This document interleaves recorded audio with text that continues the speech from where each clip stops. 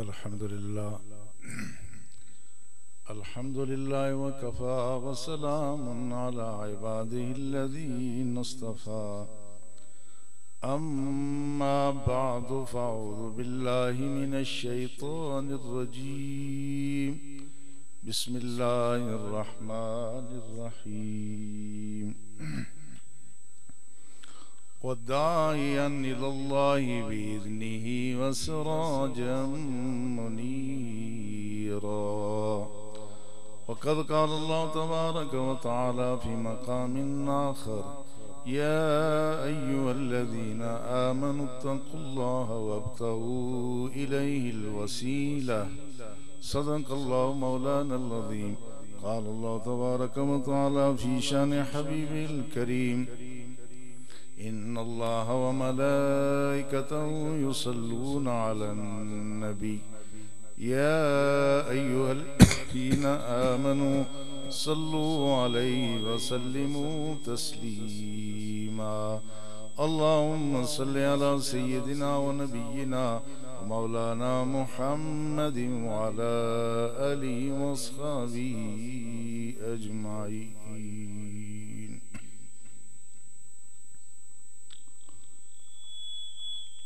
मेरे लिए निहायती इज्जत और एहतराम के लायक आलमी मुबल्लिग इस्लाम और मोहसिन पुंछ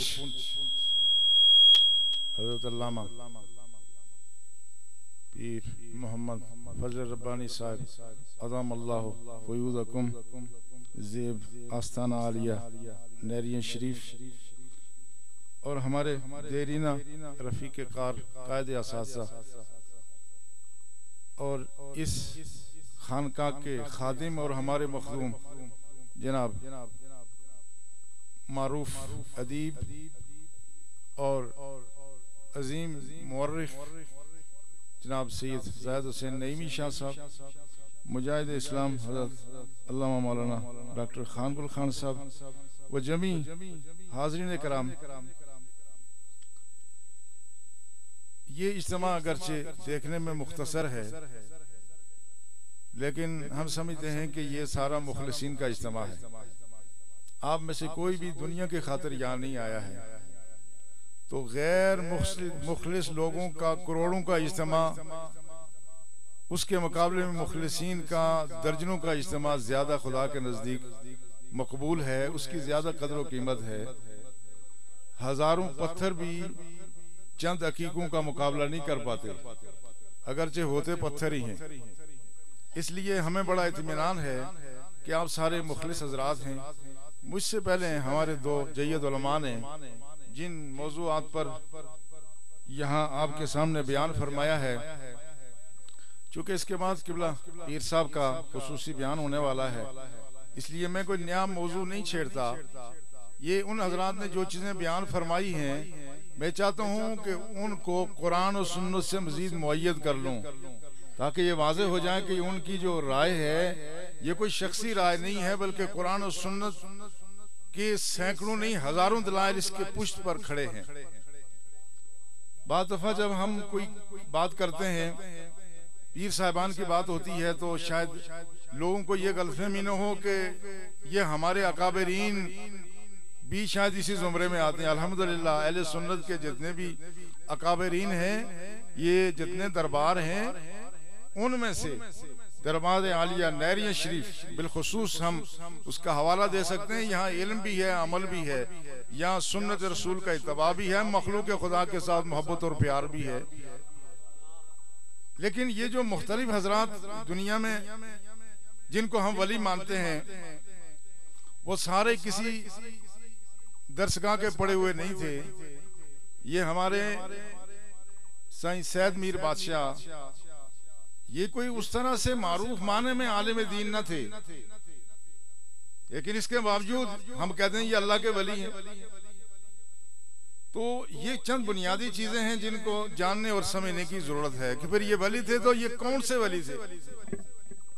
कहीं ऐसे जाकिरीन भी हैं, उनको भी हम वली मानते हैं। इसलिए मैं चंद बुनियादी चीजें गुजारिश करना चाहता हूँ। अभी किबला ज़ाहिद नईमी शाह साहब ने किसी पीर के हवाले से वो पीर नहीं है, वो खुद शैतान का मुरीद है जो अल्लाह के रसूल के बारे में ये कहे कि अल्लाह के रसूल गड़े में चले गए माअज़ल्लाह। तो इसलिए मैं बुनियादी चीजें अर्ज करना चाहता हूँ। अल्लाह जल्ला शानहू ने कुरान हकीम में नबी आखिर ज़मान के बारे में ये फरमाया और सिफ़तें बयान करके फरमाया व सिराज मुनीरा। ये नबी की शान ये है कि ये रोशन और रोशन करने वाले ये सूरज की तरह से, ये ऐसा चिराग है कि ये हमेशा रोशन करते रहेंगे।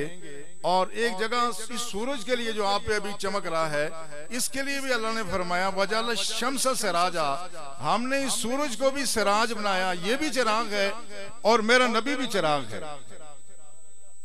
इसलिए ये जो कुछ चीजें ऐसी हैं जो हमारे ज़ाहिरी आलम की समझ में आ जाएं, तो रूहानी चीजें जो हमारे आम इदराक और फहम से दूर होती हैं वो समझना आसान होती है। आप ये देख रहे हैं सूरज चमक रहा है, इस सूरज का इस कायनात में क्या किरदार है। ये जो सूरज है इस कायनात में, ये जो निज़ाम शमसी जिसमें हम आबाद हैं, इस निज़ाम शमसी का ये मरकज है।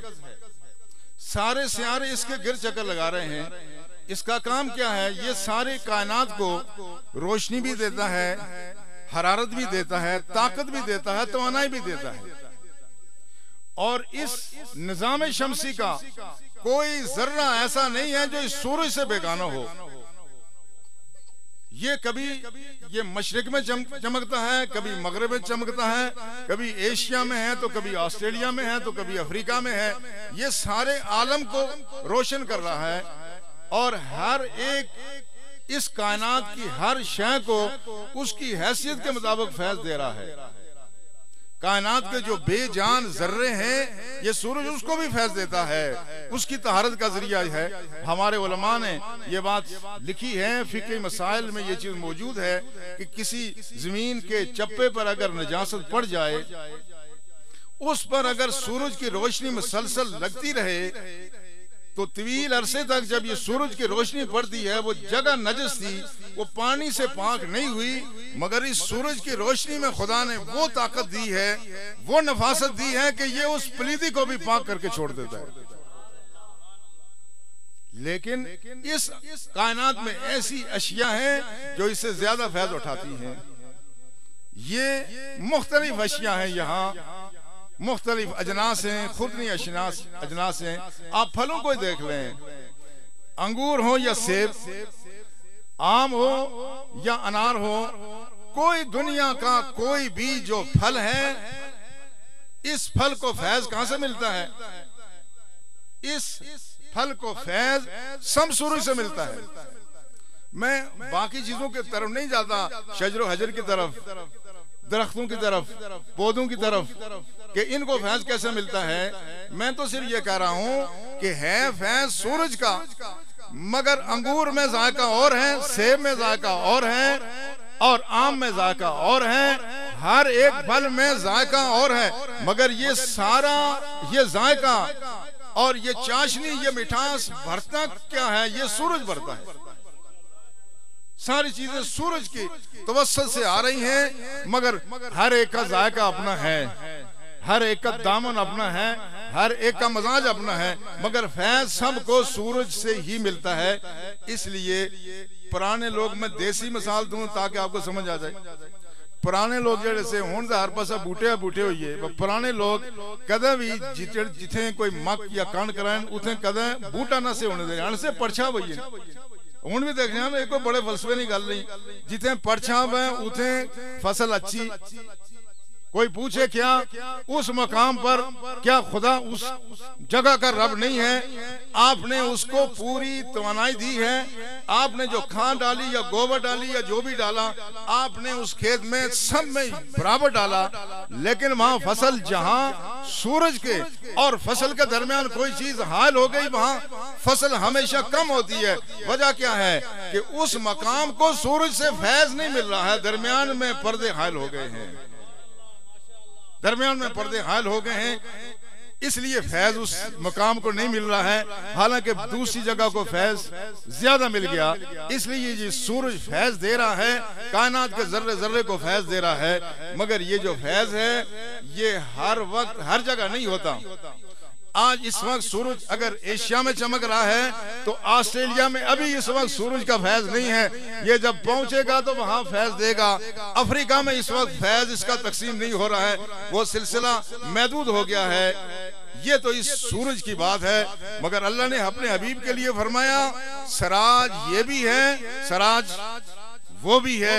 मगर एक खास बात है, हम बार बार रसूलुल्लाह का जिक्र क्यों करते हैं, हम बार बार अल्लाह के रसूल, हम झुकते क्यों हैं, हमारा दिल झुका हुआ क्यों है? हमारे साइंसदान ये बताते हैं इन दरख्तों का खासा ये है कि ये हमेशा फैज चूके लेते हैं सूरज से, तो ये हमेशा इनका झुकाव सूरज की तरफ होता है, चूंकि फैज सूरज से ले रहे।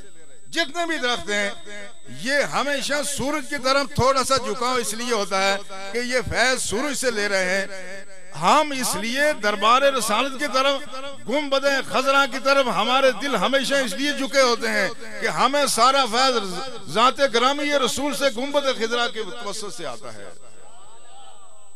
इसलिए इस मरहले पर मैं ये अर्ज करना चाहता हूँ कि ये सूरज का जो फैज है ये मुख्तलिफ मराइल में है, मगर इस वक्त कायनात में जो रूहानी फैज है, जो ईमानी फैज है, जो इकानी फैज है, वो सब गुंबद खजरा के मकी के पाकीज़ा वजूद के से मुंतकिल हो रहा है। बाकी सारे फैज के दरवाजे बंद हो गए हैं। खत्म नबूवत का अकीदा ये है, सारे अपने दौर में आए और सब ने फैज पहुंचाया, मगर अब कायनात के हर जर्रे पर जो रूहानियत का फैज है वो रसूलुल्लाह की जात ग्रामी से आ रहा है, सरकार की जात से आ रहा है। इसलिए जो शख्स ये समझता है कि रसूलुल्लाह सल्लल्लाहु अलैहि वसल्लम माज़अल्लाह वो मुर्दा हो गए हैं, वो शख्स गुमराह है और रसूलुल्लाह की अज़मत से नाआशना है। सही हदीस में रसूलुल्लाह ने फरमाया इन्ना नबी अल्लाह हय्युन जुर्ज़क, फरमाया खुदा के नबी जिंदा होते हैं बल्कि उनको तो रिज़्क़ भी दिया जाता है। और एक हदीस में अल्लाह के रसूल ने फरमाया इन्नल्लाह हर्रमा अलल अर्द अन ताकुल अजसादल अंबिया, खुदा ने जमीन से ये सलाहियत सल्ब कर ली है कि वो किसी नबी के वजूद को तकलीफ पहुंचाए। उन नबी का तो मकाम बड़ा बुलंदो वाला है। आप कुरान में शुहदा के बारे में पढ़ते हैं कि शुहदा क्या है, बल अहयाम इंद रब्बिहिम युरज़क़ून, उनको रब के यहाँ रिज़्क़ दिया जाता है। बल अहयाम वलाकिन ला तशऊरून, वो तो जिंदा हैं मगर तुम उनकी जिंदगी का शऊर नहीं है। एक ऐसा शख्स जिसने अभी कलमा पढ़ा उसके पास कोई अमल नहीं है, एक ऐसा शख्स जो इंतहाई गुनाहगार था, बंदों के हुकूक की बात मैं नहीं करता, उसके जिम्मे अगर बंदों का हक होगा तो वो शहीद से भी माफ नहीं है। अहले ईमान इसको पूरी तरह से समझ लें, बंदों का अगर हक है तो वो शहीद से माफ नहीं है। खुदा का जितना भी हक है, अगर वो शहीद जिस वक्त जाम शहादत नोश करता है तो रसूलुल्लाह पर ईमान की बरकत यह है कि उसको हयात जावेदानी मिल जाती है।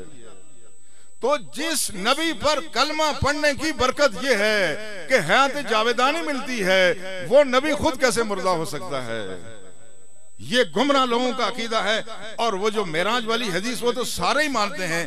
वो मेराज की रात जब रसूलुल्लाह मस्जिद अक्सा में तशरीफ ले गए तो क्या 1,24,000 अंबिया किराम वहां तशरीफ नहीं लाए हुए थे? तो जब सब तशरीफ लाए हुए थे, मालूम ये होता है कि अंबिया की ज़ाहिरी हयात भी आम इंसानों से मुख्तलिफ है, अंबिया की बरज़खी जिंदगी भी आम इंसानों से मुख्तलिफ है, अंबिया के आखिरत के अहवाल भी आम इंसानों से मुख्तलिफ है। लिहाजा हमारा ये ईमान है कि अब जितना फैज आ रहा है वो ज़ात ग्रामी रसूल से ही आ रहा है, दुनिया में और कोई फैज कहीं नहीं है। हाँ, ये बात जरूर है, अल्लाह के रसूल का फैज हर जमीन के जर्रे पर और हर इंसान पर, मिल्लत के हर फर्द पर हर वक्त है, एक लम्हा भी ऐसा नहीं जिसमें फैज में कमी हो। हाँ, ये अलग बात है कि हम दरमियान में पर्दा हायल करके हम अगर दूर हो जाएं, ये हमारा कसूर है, उधर से फैज में कोई कमी नहीं है।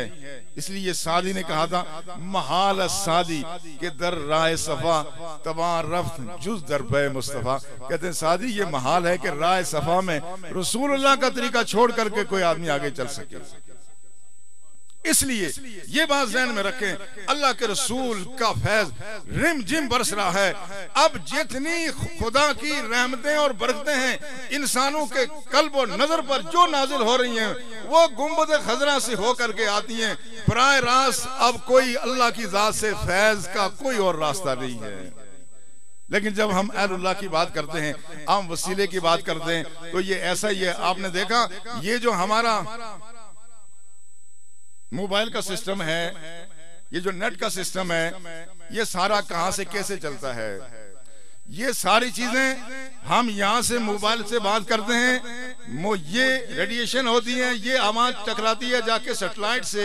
सैटेलाइट से आगे ये जो पोस्टर लगे हुए हैं, आप कहते हैं ना फलां जगह सर्विस कम है, फलां जगह ज्यादा है, ये बात कहते हैं ना। क्यों? वो कहते हैं डोगे ने बत्थल आदमी लंगा था, सर्विस खत्म था, बहरा अच्छा था, सर्विस है। आखिर इसमें कौन सी बात है? ये कहते हैं कि बत्थल चूके वो जो खंबा है, वो पोस्टर जिससे चीजें रिफ्लेक्ट हो रही हैं, वहां उसकी शौक कम जाती हैं और जो आगे मुकाम है उसमें ज्यादा होती है। लिहाजा जितना फैज आ रहा है ये सैटेलाइट से होकर के इन पोस्टरों के जरिए से तकसीम हो रहा है, इनके जरिए से तकसीम हो रहा है। इसलिए रसूलुल्लाह सल्लल्लाहु अलैहि वसल्लम की जो उम्मत के औलिया हैं वो दुनिया के कोने कोने में फैले हुए हैं। इनको फैज कहां से आता है? ये सारा फैज रसूलुल्लाह की जात से आता है, उसके अलावा कोई फैज नहीं है। मगर फैज सारा रसूलुल्लाह की जात की तरफ से आता है, मगर हर आदमी अपनी हैसियत के मुताबिक फैज उठाता है। हर आदमी अपनी हैसियत के मुताबिक फैज उठाता है। तो अब फिर पूछना यह है कि अच्छा ये बताएं कि वली आदमी बनता कैसे है? फैज रसूलुल्लाह का हर फर्द पर है, मगर हर आदमी वली नहीं हो सकता। हाँ, जिन लोगों के नजदीक वलायत कोई बहुत उमूमी शय है, जिस तरह एक आम अनपढ़ आदमी वो दस्तखत करने वाले आदमी कोई पढ़ा लिखा समझता है कि जो दस्तखत कर सकता है, जो कुछ पढ़ सकता है उसको पढ़ा लिखा समझता है। लेकिन एक आलिम कौन होगा? हर वो आदमी जो दस्तखत कर ले, उर्दू पढ़ ले, वो आलिम नहीं होता। आलिम के लिए मेयार अलग है, हाँ जोहला के लिए मेयार अलग होता है।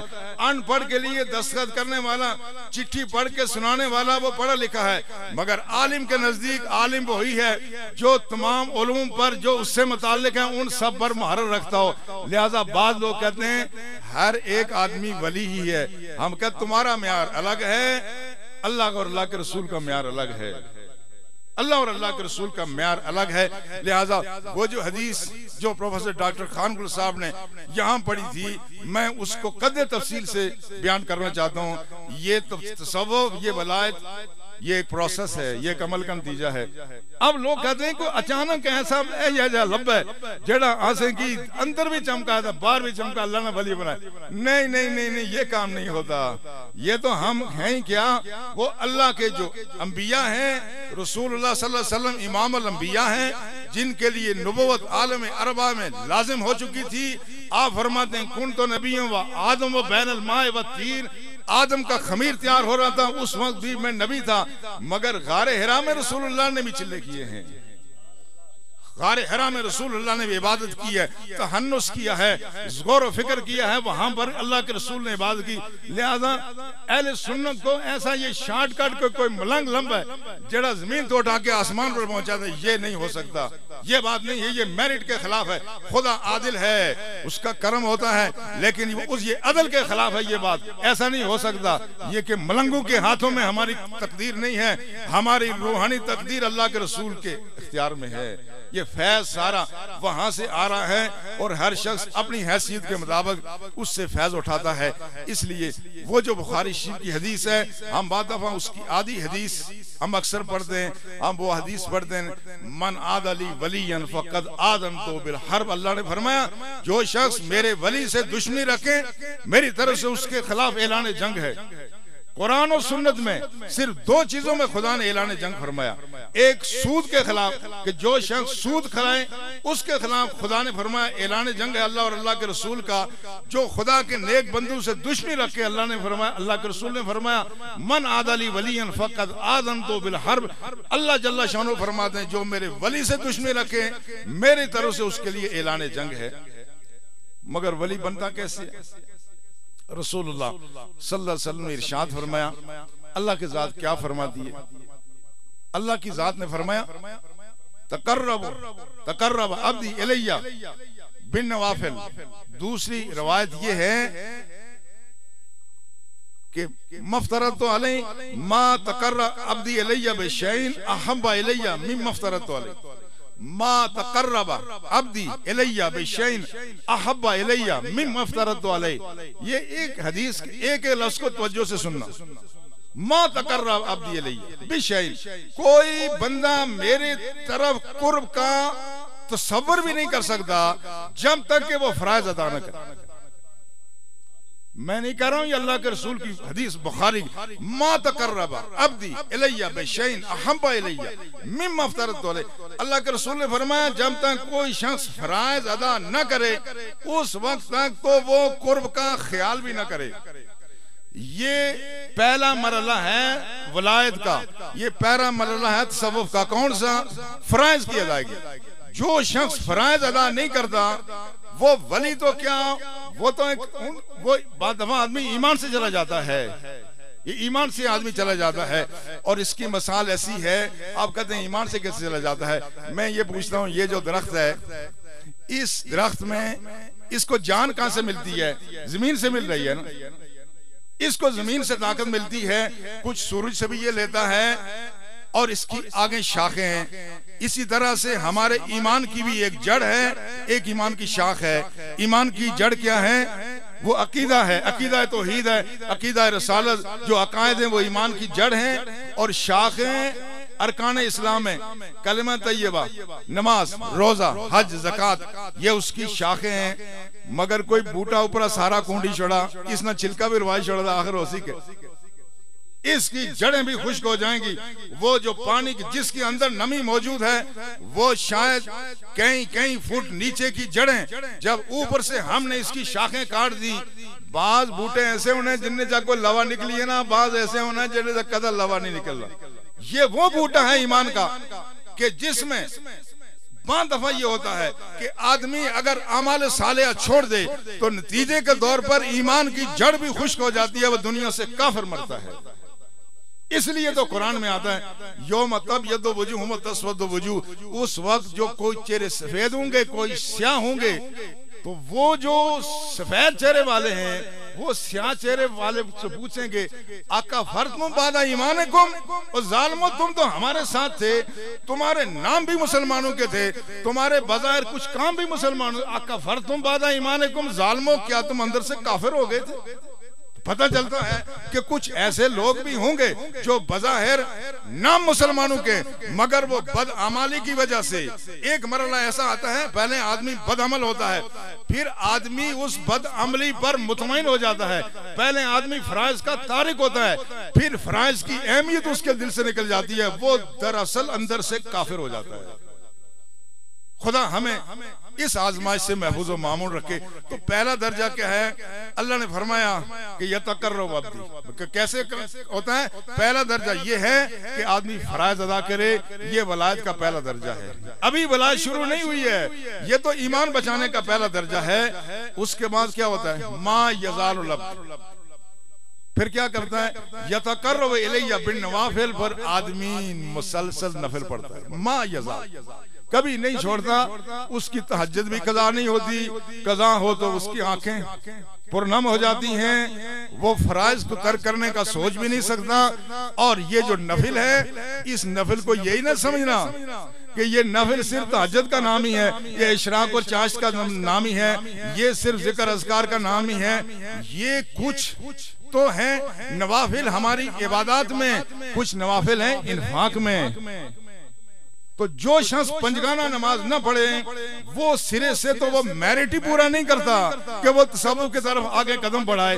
वो तो वलायत का कभी उसको खुशबू नहीं आ सकती। लिहाजा पहला मरहला है फराइज का, फिर इबादत में नवाफिल का है, इन्फाक में भी नवाफिल का, और जो ज़कात अदा न करे 2.5%, अभी आगे रमजान आने वाला है, इसमें हिसाब करके सबने ज़कात देनी है। जो शख्स 2.5% न दे वो कभी भी वो खुदा का मुकर्रब बनने का तसव्वुर नहीं कर सकता। मगर याद रखें, अपने माल में से 2.5% देना, पंजगाना नमाजें पढ़ना, ये निजात के लिए जरूरी है, दर्जात के लिए काफी नहीं है। ये निजात के लिए जरूरी है, दर्जात के लिए काफी नहीं है। ये चूंकि पैमाने बदलते रहते हैं, आज शायद हमारे लिए कोई पैमाना नरम हो जाए। ये जो हमारे यहाँ पासिंग मार्क्स क्या है, 33% है ना, हमारे यहाँ 33% है। बुनियादी तौर पे जो एग्जामिनेशन सिस्टम जो इंट्रोड्यूस हुआ सब कंटिनेंट में, तो ब्रिटेन में भी यही था और यहाँ पर भी ये हुआ।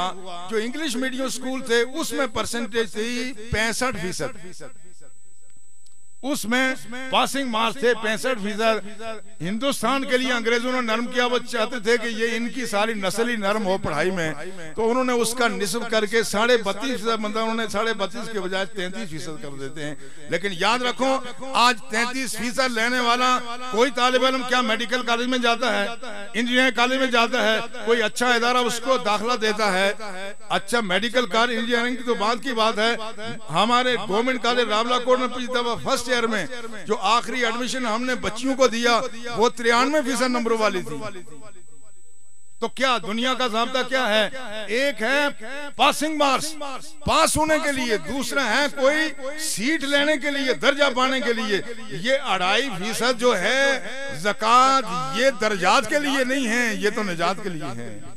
पंजगाना नमाजें निजात के लिए हैं, दर्जात के लिए ये बुनियाद है। इसलिए जो हमारे अहलुल्लाह ने जो इन्फाक फी सबीलिल्लाह किया है, ये वो तो उस दर्जे के लोग हैं। यही नहीं कि वो रातों को उठ के उनकी आंखें नम हो जाती हैं, वो किसी कैफियत में भी हो, वो तहज्जुद की नमाजें उनसे नहीं छूटती, यही बात नहीं है। बल्कि वो इन्फाक फी सबीलिल्लाह में आप अंदाजा करो, रसूलुल्लाह सल्लल्लाहु अलैहि वसल्लम ने जहां बाकी जो अरकान थे, आपने कलमा तैयबा तो उनसे ही शुरू हुआ, नमाजें, ज़कात, हज, रोजा, अल्लाह के रसूल ने ज़कात कभी अदा नहीं फरमाई।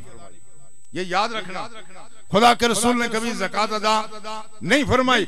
इसलिए नहीं फरमाई कि कभी अल्लाह के रसूल ने इतना पैसा जमा नहीं किया जिसमें ज़कात फर्ज होती है। निसाब ज़कात अल्लाह के रसूल ने कभी इतना पैसा जमा नहीं किया। अल्लाह के रसूल तशरीफ फरमा है और चटाई पर तशरीफ फरमाए, चटाई के निशान पहलू पर पड़े हुए हैं।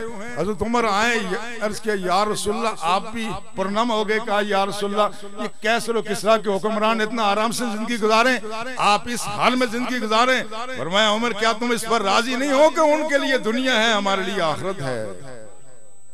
ये है वो मकाम मर्तबा। हमारे असफिया में यही खूबी रही है कि वो जो कुछ उनके पास होता था वो राह खुदा में लुटा देते थे। हजरत पीर मोहम्मद फजल रब्बानी ज़ाहिद, इनके रगों में जिन बुजुर्गों का खून है, हजरत ख्वाजा गुलाम मोइनुद्दीन गजनवी रहमतुल्लाह ताला अलैह जब यहाँ पर तशरीफ फरमा हुए नहरिया शरीफ में, तो कौन सा कोई जरिया आमदनी था? यहाँ इस सरजमीन में कौन से नजराने मिलते हैं? यहाँ तो आने वाले खाने के लिए आते हैं, देने के लिए इल्ला माशाल्लाह। तो क्या होता था वहां पर? होता यह था कि बाद दफा फाके की नौबत आती थी, फाके की नौबत आती थी, मगर जो कुछ होता था कर्ज लेकर के लोगों को खिलाते थे। ये अहलुल्लाह का अंदाज ये है।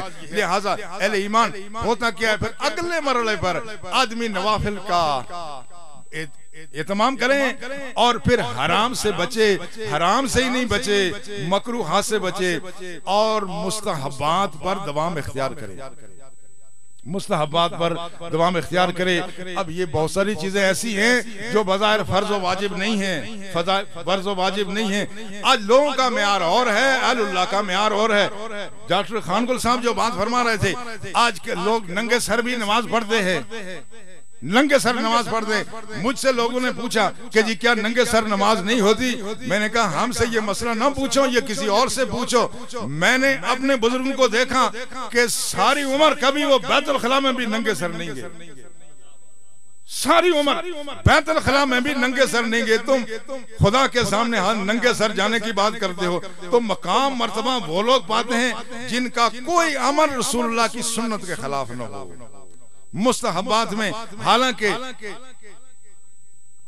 अपने तैमन को, पेंट को या अपनी शलवार को ये टखनों से नीचे रखना, अगर ये गुरूर और तकब्बर की इस नुक्ता नजर से न हो तो ये हराम नहीं है, लेकिन खिलाफ सुन्नत तो फिर भी हराम नहीं है, मगर खिलाफ सुन्नत फिर भी है। इन सूफिया का क्या है, इनका तरीका ये है, ये मुस्तहबात कभी तर्क नहीं करते और मकरूहात के कभी करीब नहीं जाते। इससे फिर जो जितना होता है उसी कर उस पर फैज आता है। उसके बाद फिर रसूल ने फरमाया, फिर अल्लाह फरमाते हैं कुन तो समाउल्लज़ी यस्माउ बिही, फिर मैं उसकी समाअत बनता हूँ जिससे वो सुनता है। वह कुन तो बसरहुल्लज़ी युबसिरु बिही, फिर मैं उसकी आंख बनता हूँ जिससे वो देखता है। वह कुन तो यदहुल्लज़ी यब्तिशु बिहा, मैं उसका हाथ बनता हूँ जिससे वो पकड़ता है। वह कुन तो रिजलहुल्लज़ी यमशी बिहा, फिर मैं उसका पाँव बनता हूँ, यानी चलने की ताकत बनता हूँ जिससे वो चलता है। अब जरा अंदाजा करें, ये जो साईं सैयद मीर साहब थे, ये उस दर्जे के बुजुर्ग थे कि ये मुस्तहबात पर पाबंदी से कारबंद थे, फराइज पर पाबंद थे और मकरूहात से भी बचते थे। इनका कमाल ये था, तो अल्लाह के रसूल का वो फैज इनके कल्बे अतहर पर भी नाज़िल हुआ। हमने कोई चीज जो इनसे हमारा ताल्लुक वास्ता, कभी खिलाफ सुन्नत बात नहीं करते थे, कभी फराइज तर्क नहीं करते थे, और सखी भी थे। जो डॉक्टर साहब ने फरमाया, पीर वो है जो सखी है। एक जमाने में रावलाकोट में जब हमारे पास कोई बैठने की जगह भी नहीं होती थी, हमारा कोई मेजबान रावलाकोट में नहीं होता था, तो फिर हमारे मेजबान कौन होते थे? एक सालार सिद्दीक साहब की दुकान होती थी, वही हमारे मेजबान है। जो आलिम आ रहे हैं, जो कोई दीनदार आदमी आ रहे हैं, जो सुन्नी आ रहा है, वो सालार सिद्दीक साहब का ही मेहमान होता था। और उसके साथ साथ साईं सैयद मीर साहब भी हमेशा हमारे मेजबान ही होते थे। मुझे याद है मेरे वालिद ग्रामी एक दफा यहाँ तशरीफ लाए, जुमा पढ़ाया, तो उसके बाद फिर देखा कि चाय कौन पिलाएगा, तो साईं सैयद मीर साहब ने चाय पिलाई, केक भी खिलाए, न जाने क्या तो क्या तवाज़ो की। ये उनकी शान है कि हालांकि जरिया आमदनी कोई ऐसा बाजार नहीं था, लेकिन वो इतने सखी थे। रावलाकोट में जो आलिम आते थे, उन सब के मेजबान साईं सैयद मीर बादशाह होते थे। आज बड़े बड़े लोग हैं, हम में से हमने देखा बड़े ग्रेड 17, 18, 19, 20 तक जाते हैं। अगर चाय का प्याला किसी को पिलाना पड़े तो जान निकल जाती है। ये कमजोरी हम में भी आ गई है। हमारे रमजान शरीफ में हाफिज आते हैं, हम लोगों से कहते हैं कि भाई ये रमजान, ये शहर की बात नहीं है, देहात में हाफिज है। अच्छा, जो हंसे को रसीदा खांसी को हर आदमी पड़े नहीं है ना, इल्ला माशा। बड़े बड़े सरदार पीछे और आगे सरदारी के बड़े साहब के और ला के, जब किसी हाफिज को एक वक्त के खाना दिलाने खिलाने की बात आए तो सबकी गर्दन नीचे झुक जाती है। मैंने, तुम कैसे सरदार हो यार खुदा के बंदे, कि तुम हाफिज कुरान को एक वक्त की रोटी खिला नहीं सकते, तो सरदारियां तुम्हारी संभाली नहीं जाती। ये हम लोग हैं, वो ऐसे लोग थे, इन्फाक फी सबीलिल्लाह करते थे। जो रावलाकोट में मेहमान आता था, उसके मेजबान साईं सैयद मीर साहब होते, तो इन्फाक फी सबीलिल्लाह ये भी अहलुल्लाह की एक खासियत और एक सिफत है। तो अल्लाह ने फरमाया, फिर मैं इसकी समाज बन जाता हूँ। ये सुन भी लेता है, मुझसे सुनता है।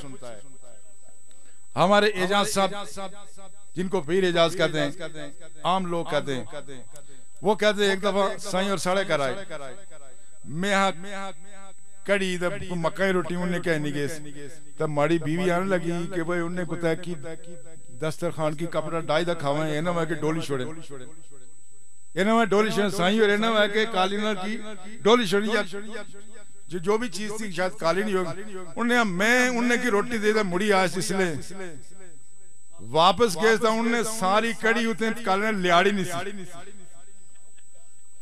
समझ, उन्हें सारी लियाड़ी नहीं। मैं बोले ने सोचू कि अहलुल्लाह की, अब मसला क्या है, हमें अहलुल्लाह की सोबत में असर नहीं होती, हम अहलुल्लाह के अंदाज नहीं समझते।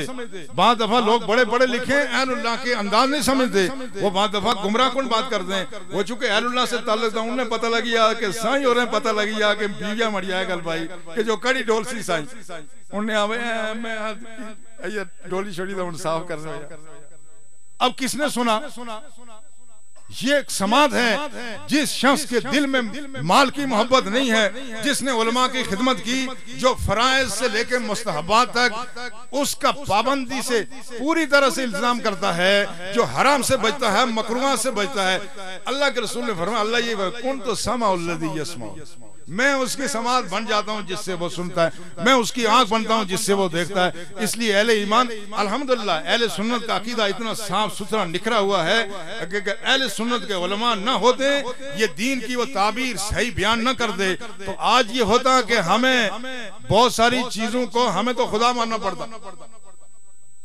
अब जब हम ये बात करें कि देखो ये देख भी लेते हैं, ये सुन भी लेते हैं, तो एक जमाना वो था लोग कहते हैं ये तो शिर्क हो गए, ये तो लोग कहते हैं शिर्क है। देखो दूर से देखना, इन्होंने ये कहा कि दीवार के पीछे, इनका ख्याल ये था कि दीवार से पीछे देखना ये खासा खुदा है, ये खासा खुदा है, लिहाजा इन्होंने नबी के लिए कहा कि नबी को दीवार के पीछे का इल्म नहीं है। इनका ख्याल ये था कि जिसको दीवार के पीछे का इल्म हो वो खुदा हो जाता है।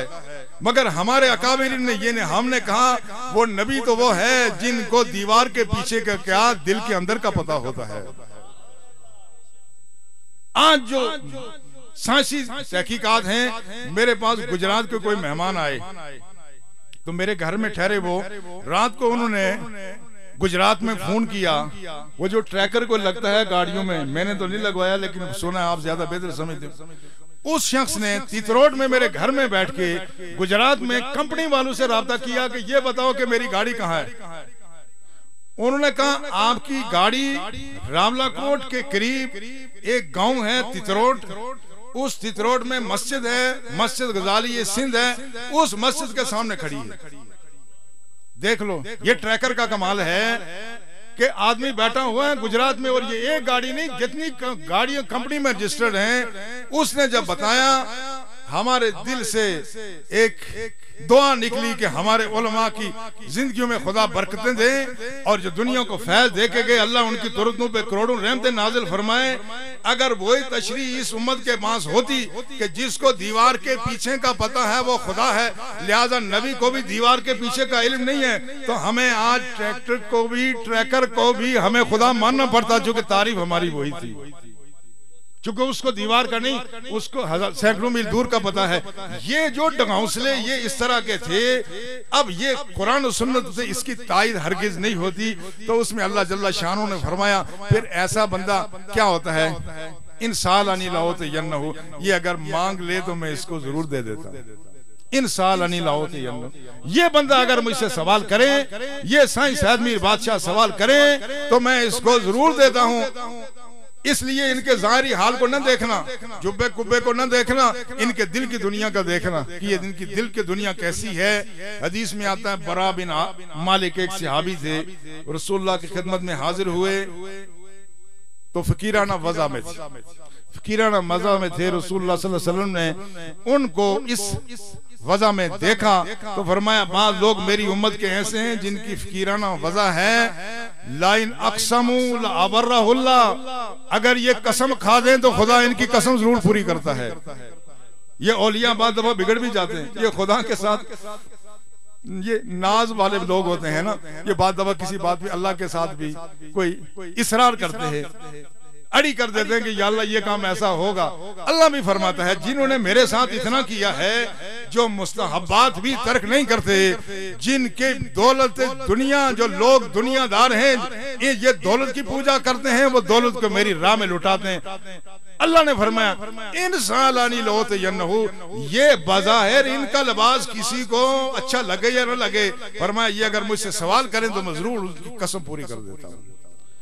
तो मुसैलमा कज़्ज़ाब के खिलाफ जब जिहाद का सिलसिला जारी रहा और मुसैलमा कज़्ज़ाब ने बहुत बड़ा लश्कर जमा किया हुआ था, मुसलमानों को फतह नहीं हो रही थी, आखिर में किसी सहाबी के दिल में ख्याल आया कि क्यों ना हम बरा बिन मालिक से दुआई करा लें और इनसे कसम उठवा लें, तो ताकि हमें फतह हो जाए। उनको ये तो पता था कि रसूल ने फरमाया था, इनको देख के कहा था कि ये लोग कसम उठा लें तो खुदा इनकी कसम जरूर पूरे करता है। इन्होंने आके कहा कि तुम कसम खा लो कि हमें कल फतह हो जाएगी। एक दफा कहा, दो दफा कहा, तीन दफा कहा, तो इन्होंने कहा क्या तुम समझते हो कि अल्लाह के रसूल ने जो मेरे बारे में फरमाया क्या उसमें मुझे कोई शुबह है? आपने फरमाया खुदा की कसम कल हमें फतह हो जाएगी लेकिन मैं शहीद हो जाऊं। अगली सुबह वही हुआ। देखो तुम एक शख्स की ताकत देखो, उस शख्स का अंदर का हुलिया देखो, उसका बाहर का लिबास देखो, जिसको अल्लाह के रसूल ने फरमाया इन अक़समुल अबर्रहुल्लाह, ये लोग अगर ये सादा वज़ा वाले कसम खा लें तो उसकी कसम खुदा पूरा करता है। तो फिर हुआ क्या, दूसरे दिन मुसलमानों को फतह हुई और उनने जामे शहादत नोश फरमा ली। ये ऐसे लोग हैं, इसलिए ये मुख्तलिफ तरह के लोग हैं। जरूरी नहीं कि सबका अंदाज एक हो। जिस तरह फलों में हर एक की अपना चाशनी है, अपनी खुशबू है, उनका अपना जायका, इस तरह से ये हैं सारे। कुछ जाकिरीन हैं, कुछ आबिदीन हैं, कोई किसी तरह के हैं, कोई किसी तरह के हैं। मगर इसमें एक और बात जो मैं अर्ज करना चाहता हूँ, उसमें लोग बात दफा ये कहते हैं हम जो इनके पास आते हैं इनका जिक्र करते हैं, इनका जिक्र खुदा का जिक्र है, इनका जिक्र खुदा का जिक्र है। और हदीस शरीफ जो अभी आपने यहाँ सुनी, मैं इसलिए कह रहा हूँ कि मैं चीजें मैं और बहस नहीं छेड़ रहा हूँ, मैं वही बातें जो हमारे उलमा ने बयान की, बस वो असल हदीसों के मतन बयान कर रहा हूँ, ताकि आप क्लियर हो जाए कि ये बात किसी की जाती नहीं है। बुखारी शरीफ की हदीस है, रसूल ने फरमाया अला उनब्बिउकुम बिखियारिकुम, ऐसे हवा में तुम्हें नहीं बताऊं कि तुम में से अच्छे लोग कौन से हैं। उन्होंने कहा कालू भला या रसूलल्लाह, काल खियारुकुम अल्लज़ीना इज़ा ज़ुकिरल्लाह, फरमाया तुम में अच्छे लोग वो हैं जब इनको देखा जाए तो इनको देख के खुदा याद आता है। और तबरानी की रवायत है इन्ना मिनन नासे मफातीह लिज़िक्रिल्लाह, के बाद लोग ऐसे जो जिक्र की कुंजियां हैं, इनके पास जाओ तो खुद दिल भी जिक्र में मशगूल हो जाता है, जुबानों में जिक्र जारी हो जाता है। अहले ईमान, आप काफी देर से यहाँ बैठे हुए हैं, क्या आप खुदा का जिक्र सुन नहीं रहे? जिक्र करने इसका लिया तू सारे जिक्र कर रहा था, माड़ा जिक्र कौन सुन। देखो, लेकिन इस वक्त मसलियत यही है, आपका इस वक्त खामोश रहना ये इबादत इसलिए है कि खुदा रसूल की बात हो रही है, कुरान और सुन्नत बयान की जा रहे है। आप इस वक्त जो खामोश हैं, मगर आपका दिल इस वक्त भी जाकिर है। इसलिए इन्ना मिनन नासे मफातीह लिज़िक्रिल्लाह, ये जिक्र की कुंजियां हैं, इनके पास जाओ तो जिक्र हासिल हो जाता है। इसलिए इन लोगों का जिक्र। और तबरानी की एक दूसरी हदीस है जिसमें अल्लाह जल्ल शानू का ये इरशाद सुनकर फरमाया, अल्लाह ने इरशाद फरमाया इन्ना हिब्बाई व औलिया इल्लज़ीना युज़करूना बिज़िक्री व उज़करू बिज़िक्री, कहते हैं मेरे जो प्यारे हैं या मेरे वली हैं उनकी शान क्या है, जब उनका जिक्र हो तो मेरा जिक्र होता है, मेरा जिक्र हो तो उनका जिक्र हो जाता है। ये अल्लाह का एक अपना निजाम है। लिहाजा ये वो लोग हैं कि रसूलुल्लाह सल्लल्लाहु अलैहि वसल्लम ने इनके लिए इनके बहुत फजाइल बयान फरमाए हैं। मैं उस तफसील में नहीं जाता, लेकिन इनके पास जाने से आदमी को कुछ मिलता ही है।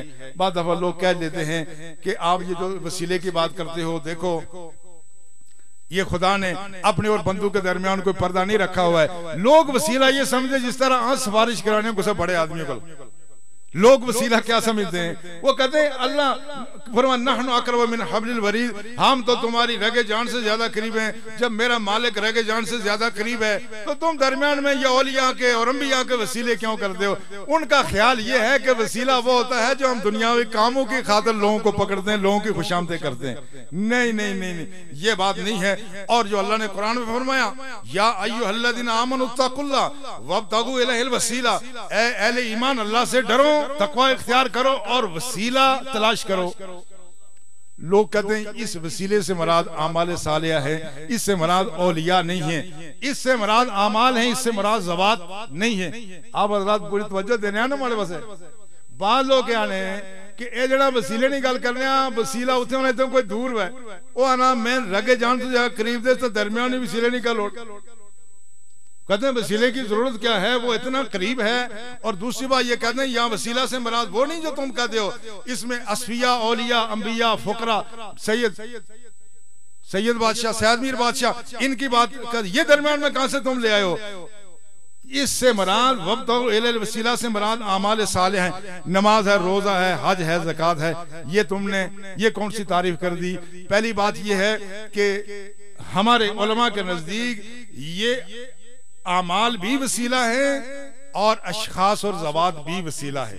हमारा इस पर अकीदा है, लेकिन हमारा वो अकीदा नहीं है कि जो माहौल के मुताबिक तब्दील हो जाए। जब रियाल मिलने की बात आए तो हम कहें कि हम अशखास का वजीफा नहीं मानते, हम अमाल का वजीफा मानते हैं। इधर आके ऐसा ही हो। मैं एक मुख्तसर सा एक वाकया गुजारिश करना चाहता हूँ। एक दफा सर्किट हाउस में कोई अरबी आ गए, वो कश्मीर के हवाले से कह रहे थे, बात करने आए, मैं भी चला गया, दियोबंदी उलमा भी थे।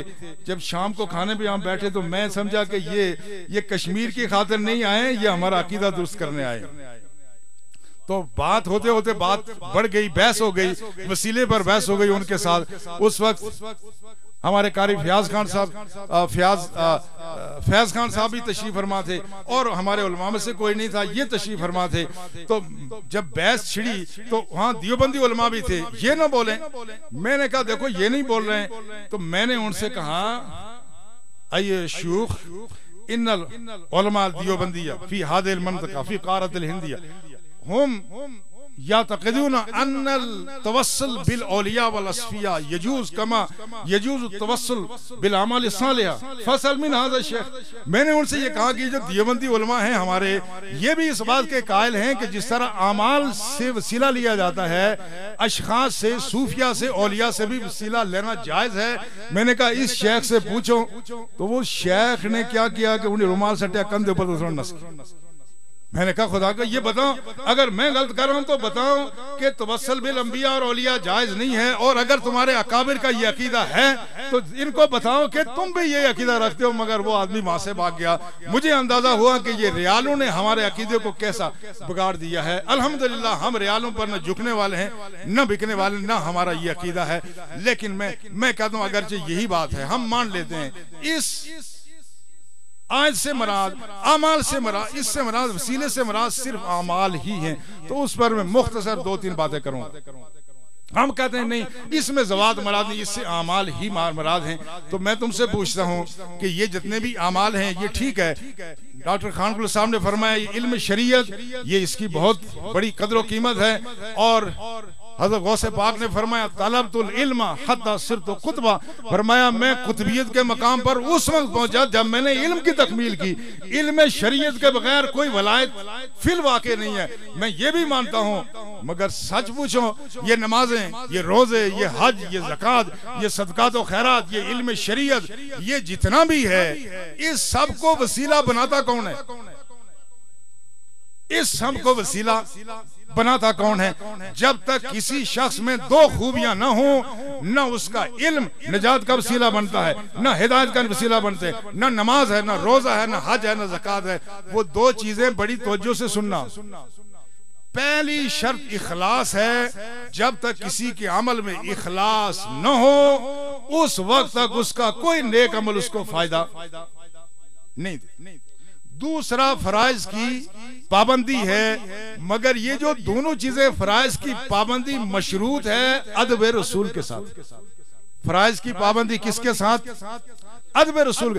जब तक ये 2 चीजें न हो कोई आदमी का नेक अमल उसको फायदा नहीं देता। मैं सिर्फ चंद हदीसें आपके गोश्तजार करता हूं। रसूलुल्लाह सल्लल्लाहु अलैहि वसल्लम ने फरमाया कोई शख्स इल्म हासिल करता है, मन तअल्लम इल्मन ला यतअल्लमु इल्ला लिवजहिल्लाह युरीदु बिही अरदम मिन दुनिया ला यजिद अरफल जन्नत यौमल क़ियामा यानी रिहा। फरमाया कोई शख्स इल्म हासिल करता है, इस इल्म से मुराद कौन सा है? इल्म शरीयत ही मुराद है। कुरान पढ़ता है, हदीस पढ़ता है, उलूम दीनिया पढ़ता है, लेकिन फरमाया उसका मुद्दा क्या है? दुनिया का कमाल, दुनिया का माल। तो फरमाया ला यजिद अरफल जन्ना, वो जन्नत की खुशबू भी नहीं सूंघेगा। अब देखो इल्म है भी कुरान का इल्म, मगर इसके बावजूद उसने कुरान पढ़ा, इल्म सीखा, मगर फरमाया जन्नत की खुशबू नहीं सूंघेगा। तो क्यों नहीं सूंघेगा? कि उसके दिल में इखलास नहीं है। ये इखलास कहां से पैदा होता है? ये साईं सैयद मीर साहब की बारगाह से पैदा होता है। ये इखलास यहाँ से पैदा है। ये पहली पट्टी आदमी यहाँ से पढ़ता है तो फिर नमाजें भी काम आते हैं, रोजे भी काम आते हैं, हज भी काम आता है, ज़कात भी काम आती है। वरना है बज़ाहिर बहुत अच्छा काम। दूसरी हदीस में इसकी मजीद वजाहत है। हदीस में आता रजुलन तअल्लमल इल्म व अल्लमहु व क़रअल कुरान। एक शख्स वो था सारी उम्र इल्म सीखा, इल्म सिखाया, कुरान पढ़ा। अब जब खुदा के हुजूर हाजिर हुआ तो आप मशहूर हदीस सुनते हैं ना, खैरुकुम मन तअल्लमल कुरान व अल्लमहु, बेहतरीन शख्स कौन है जो कुरान पढ़े और कुरान की तालीम दे। ये सुनने आना हमेशा है। इसने काम कौन सा किया? वही काम किया जिसके लिए अल्लाह ने सुना सबसे अच्छा काम है। मगर रसूल ने फरमाया जब इससे सवाल जवाब होता है, इसको ये नेमत याद दिलाई जाती है, यह कहता है हाँ या अल्लाह मैंने इल्म पढ़ा, इल्म फैलाया, और वो कहता तअल्लमतुल इल्म व अल्लमहु व क़राअतुल कुरान फीका, या अल्लाह मैंने इल्म पढ़ा, पढ़ाया, सारी उम्र कुरान पढ़ाया। अल्लाह की जात फरमाती है कदर था, बोला झूठ बोल रहा है। तअल्लम इल्म लियुक़ाल आलिमन, तूने इसलिए इल्म पढ़ा था कि नौकरी अच्छी मिल जाएगी, मुझे लोग आलिम कहेंगे। व क़राअतुल कुरान लियुक़ाल कारी अल कुरान, इसलिए तुमने इल्म कारी पढ़ते, तुम तो इसलिए तो कानों पे हाथ रख रख के पढ़ते, हलक बनाते थे ताकि लोग एक तो मेरी जेब में पैसे डालें और दूसरा मुझे कारी उल कुरान कहें। तो फिर क्या होगा? फकत कील, फरमाया तुम्हें दुनिया में बड़ा आलिम लोगों ने मान लिया था, कारी मान लिया था। मेरा भी फसोहेबा, तो उसके लिए खुदा हुक्म देगा इसको पकड़ो, चेहरे के बल इसको घसीट के ले जाओ, इसको जहन्नम में दे दो। आप देख रहे हैं ये इल्म है, इल्म शरीयत है। वही पढ़ के जो गौस भी बने, जो कुतुब भी बने, जो आलिम भी बने, आलिम रब्बानी बने, मगर वो इसने फायदा क्यों नहीं दिया? वो दर्स जो साईं सैयद मीर साहब की दरबार में मिलता था ना, इखलास वाला, वो सबक नहीं था, सबक नहीं मिला। बस किया सारा कुछ, मगर वो सारा कुछ रायगा हो गया। बल्कि दूसरी हदीस है, रसूलुल्लाह सल्लल्लाहु अलैहि वसल्लम फरमाते हैं अल्लाह में नियाउदु बिका मिन जुब्बिल हुज़्न, या अल्लाह मैं जुब्बुल हुज़्न से भला मांगता हूं। तो सहाबा ने अर्ज़ किया या रसूलल्लाह ये जुब्बुल हुज़्न क्या चीज होती है? फरमाया वादिन फी जहन्नम यतअव्वदु मिनहु जहन्नम फी कुल्लि यौमिन 400 मर्रा। फरमाया ये जहन्नम की एक ऐसी वादी है, जहन्नम में हर जगह अजाब होता है, लेकिन इसमें एक वादी ऐसी है कि जिसमें इतना अजाब होता है कि हर रोज 400 मरतबा सारा जहन्नम पनाह मांगता है कि या अल्लाह हम में इतना सख्त अजाब न हो। तो सहाबा ने कहा मैं यदखुलुहा या रसूलल्लाह, उसमें दाखिल कौन होगा? फरमाया अल कुराउनल मुराउन बिअमाले, फरमाया ये जो कुरान के कारी हैं ना, जो सारी उम्र दिखलावा ही करते हैं, ये खुदा के लिए ना कुरान इन्होंने पढ़ा ना दूसरों को सुनाया। फरमाया इस वादी जहन्नम का ईंधन ये लोग हैं। पहले ईमान जरा दिल पे हाथ रख के बताओ, अगर आमाल ही निजात का वसीला है तो फिर वो शायद जिसने सारी उम्र कुरान पढ़ा वो जहन्नमी क्यों हुआ? इसलिए कि दिल में इखलास नहीं था। दूसरी हदीस में फरमाया मन सल्ला युराई फकद अशरक व मन सामा युराई फकद अशरक व मन तसद्दका युराई फकद अशरक। जो आदमी सदका खैरात करे, हमारे बाद दफा लोग, हमारे यहाँ ये भी बीमारी है कि सदका खैरात कोई करे जनाब फौरन वीडियो बनाओ, अखबार में दो, ये करो। बात जमातें भी ऐसा करती हैं, इससे बरकत जाहिर हो जाती है। नीयतों का भेद खुदा जानता है, लेकिन खतरा जरूर है। फरमाया जो दिखावे का रोजा रखे, दिखावे की नमाज पढ़े, दिखा कर सदका करे, उसने तो गोया शिर्क कर दिया। और हदीस में आता है जो लोग रियाकार हैं, खुदा की जात बरोज़ हश्र इनको बुलाएगी और कहेगी तुमने दूसरों को मेरे साथ शरीक किया, तुम बंदों में इज्जत कमाना चाहते थे, तुम्हें बंदों में इज्जत मिल गई, मेरे पास तुम्हारे लिए कुछ नहीं है।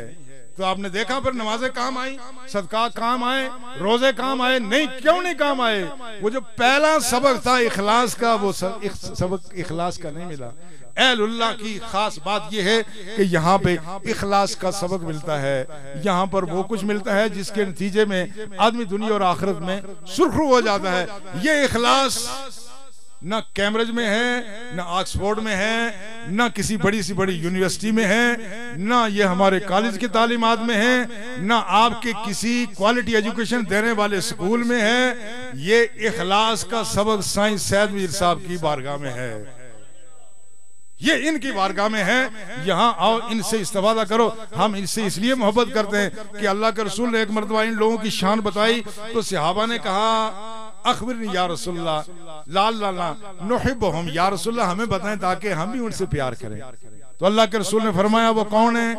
युहाबु बिरूहिल्लाह, ये अल्लाह की जात के लिए मोहब्बत करते हैं। अला गैर इलाकातिन के किसी कोई ताल्लुक नहीं होता, किसी ना नस्ब का ताल्लुक है ना लेने देने का कोई ताल्लुक है। लिहाजा ये वो लोग हैं कि जिनके दामन से वाबस्ता हो करके आदमी को निजात मिलती है। और मैं ये भी अर्ज करना चाहता हूँ, याद रखो जब इखलास दिल में, उधर आपने देखा कुरान पढ़ा हासिल कुछ नहीं हुआ, नमाज पढ़ी हासिल नहीं हुआ, सदका किया हासिल नहीं हुआ, यहाँ ऐसा भी है थोड़ा सा अमल कर लिया बहुत हासिल हो गया। 2-3 हदीसें मैं आप हजरात के गोश गुजार करूंगा, चूंकि ये बीमारी हम में आम है। हम में असल में लोगों ने कर क्या दिया, जो हमारा असल प्रॉब्लम था उसका इलाज नहीं हो। जिस तरह सड़ी सीए में चीज बीमारी कोई और नहीं था, इलाज कोई और होना था, बीमारी बढ़ नहीं था, उस तो बाद जानिया पिंडी। हमारे यहाँ मसला ये है, हमें जो अतीबा मिले इस पुंछ के इस खित्ते में बिलखुसूस ये नहरिया शरीफ का दरबार, ये चंद अगर दरबार नहीं होते, हमारे पीर फजल रब्बानी ज़ायदी दामद बरकातुहुल आलिया ये अगर हमारे इदारे कायम न कर दे, आज हर तरफ बीमारी बीमारी होती थी। इसलिए कि मसला कुछ इस उम्मत का और है, हमारा मसला कुछ और बना दिया गया है। हमें ये बताया जाता है कि ये लोग इस मिल्लत में शिर्क हो गया, हालांकि इस मिल्लत में शिर्क नहीं है, इसका प्रॉब्लम कुछ और है। इसकी नीयतों में इखलास खत्म हो गया है। इखलास पैदा हो जाए तो अमल का सवाब बढ़ जाता है। मशहूर हदीस है मुस्लिम शरीफ की, हज़रत अबू हुरैरा से रवायत है, एक शख्स अपने घर से निकला और किसी अपने भाई से, कोई दीनी भाई से मिलने जा रहा था। फअरसदल्लाहु अला मदरजतिही मलकन, तो अल्लाह ने अपने एक फरिश्ते को इंसानी शक्ल में भेज दिया कि वो एक बंदा आ रहा है और रास्ते बजियां गची। जब वो वहां से गुजरा, उसने कहा है ना तो कहाँ जा रहे हो? उन्होंने कहा फलां जगह मेरा भाई है, मैं उससे मिलने जा रहा हूँ। तो फरिश्ते ने पूछा हल लका मिन नेमतिन अलैहि मिन नेमत तरुबुहा, क्या तेरा उस भाई के साथ कोई कारोबार है जिसको बढ़ाना मकसूद है? उन्होंने कहा ला गैर अन्नी अहबब्तुहु लिल्लाह, मेरी उसके साथ मोहब्बत से खुदा के जात के लिए, मेरा तो और कोई उससे लेना देना नहीं है। ये कितना एक बड़ा अमल है। हम अपने दोस्तों से मिलने जाते हैं ना, कितना एक बड़ा अमल है। ये कोई बड़ा अमल है नहीं है, मगर बात चूंकि इखलास की है तो उसने क्या कहा, मुस्लिम शरीफ की सही हदीस है, उसने कहा इन्नी रसूलुल्लाह, ने कहा मैं खुदा का फरिश्ता हूँ, मैं तेरे इस राह में इसलिए बैठा हूँ, मेरे रब ने भेजा है। और रब ये कहता है बिअन्नल्लाह युहिब्बुका कमा अहबब्तहु, जिस तरह तू खुदा के लिए उससे मोहब्बत करता था, खुदा ने भेजा मैं बताऊं खुदा तुझसे मोहब्बत करता है। काम थोड़ा सा है, इखलास की वजह से बरकत कैसे हासिल हुई। और दूसरी एक हदीस में रसूलुल्लाह सल्लल्लाहु अलैहि वसल्लम फरमाया मन खरज मिन बैती ज़ायरन लिअखीहि, एक शख्स घर से निकला, इखलास से निकला, दुनियावी काम कोई नहीं था, मैं खुदा की रजा के लिए निकला। शय्याओ सबुन अल्फा मलक, उस पर 70,000 फरिश्ते अपने नूरानी परों का साया कर दें। वह कुल्लुहुम युसल्लूना अलैहि, सारे उसके लिए दुआएं करते हैं, या अल्लाह ये बंदा निकला है घर से, काम छोटा सा है मगर इसका दिल बहुत साफ है, ये इखलास वाला है, तो 70,000 फरिश्ते उसके लिए दुआएं करते हैं और कहते हैं या अल्लाह ये तेरी खातिर मिलने क्या है, तो वो तो मिलेगा, या अल्लाह तू भी इसे मिल जा। छोटा सा अमल अजर सवाब ज्यादा, किस बुनियाद पर? नियत में इखलास।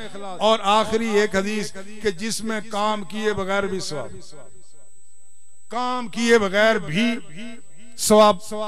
रसूल ने फरमाया गज़वा तबूक से वापसी पर आपने फरमाया इन अक़वामन खल्फना बिल मदीना, फरमाया मदीने में कुछ लोगों को हम छोड़ के आ गए हैं। आपने फरमाया मा सलकना शेबन वाला वादियन इल्ला वहुम माना सहाबा से कहा सहाबा तुम्हें पता है ना पीछे मदीने में कुछ लोग रह गए थे, फरमाया जिस वादी से तुम गुजर रहे थे अल्लाह उनको सवाब अता फरमा रहा था, चूंकि एक उज़र की वजह से रुक गए। दूसरी हदीस में आपने फरमाया मा सिरतुम मसीरन वला कतातुम वादियन इल्ला कानू माकुम हबसहुमुल उज़र व शरककुम फिल अज्र, कहा सहाबा थे वो मदीने में, तुमने तबूक में आकर जिहाद किया है, वो उज़र की वजह से मदीने में रह गए, नीयत उनकी ये थी कि वो भी हाजिर, फरमाया है मदीने में मगर अज्र व सवाब में बराबर के शरीक है। तो पता चलता है कि तुम्हारी जो ताबीर है वही मान लें कि वब्तगू इलैहिल वसीला, के वसीला तलाश करो। तो इन अमाल को वसीला बनाता कौन है? साइंस सैयद मीर साहब की सोबत वसीला बनाती है। इनकी सोबत न हो, अहलुल्लाह की सोबत न हो, तो फिर बाकी इतने इन लोगों में कितनी सारी उम्र तबलीग की, वाज की, नसीहत की, मगर इनमें कोई सैयद अली हजबेरी क्यों पैदा हुआ, ख्वाजा गुलाम मोहम्मद गजनवी कोई क्यों नहीं पैदा हुए। मैं हजरत की मौजूदगी में एक बात अर्ज करूंगा। आज हमारे पंजाब से वाइज आते हैं, बड़े खुश ऐलान, खुश बयान, 2-2 घंटे तकरीरन करने, सुभान अल्लाह आखा आखा तुसे की भी बिल्कुल रोकड़ा नहीं, भाई सुभान अल्लाह, भाई सुभान अल्लाह, भाई सुभान अल्लाह, भाई सुभान अल्लाह, भाई दोनों हाथ उठाओ। एक तो ये रसूलुल्लाह की महफिल नात की भी तहकीर है। हमारी महफिलों में बाइज्जत लोग इसलिए नहीं बैठते कि नौजवान लोंडे किस्म के खड़े होते हैं, कहते हैं दोनों हाथ उठाओ, दोनों हाथ उठाओ, हर 1 मिनट के बाद हाथ उठाते हैं, और उसकी वजह से हमारी महफिलें बेतौकीर होती हैं। मैं ये पूछता हूँ कि क्या हर मामले में रसूलुल्लाह की सुन्नत हम पर लाजिम नहीं है? क्या खुदा के रसूल जब अल्लाह का कुरान पढ़ते थे तो क्या सहाबा ऐसे नहीं बैठ जाते थे कि गोया के उनके सरों के ऊपर परिंदे हैं? ये जो पेशावर वाइज हैं, इन्होंने हमारा सत्यानाश कर दिया, मगर पैसे ज्यादा का तू सुनने देने तो सर उन दुनिया नहीं, ये बात नहीं है। मैं बताता हूँ, इनकी बात का ना नात का कोई असर है, ना इनके बयान का कोई असर है। तुम सर ढूंढते हो, तुम्हारे पास पल्ले कुछ नहीं पड़ता। वो ख्वाजा गुलाम मोहम्मद गजनवी जो चल के आए थे, मेरे वालिद बताते थे कि वो जब यहाँ गुफ्तगू फरमाते थे, उसमें उर्दू भी होती थी, पंजाबी भी होती थी, पहाड़ी भी होती थी, कोई फसाहत न थी, फसाहत न थी मगर बलागत थी। वो जब अल्लाह हू कहते थे ना, तो यूं लगता था कि ये अल्लाह हू की सदा ये सरैया से ऊपर चली गई है। वो जब कलमा तैयबा पढ़ते थे तो लोगों के दिल हिल जाया करते थे। वहां पर तरन्नम नहीं था, वहां दिल की मोहब्बत थी। दिल की मोहब्बत वालों को तलाश करो, ये जाहिर इन चीजों में न पढ़ो। अगर अमाल की कदर कीमत चाहते हो, अल्लाह वालों के साथ ताल्लुक कायम करो, ये तुम्हारा मामूली अमल भी निजात का जरिया बन जाएगा।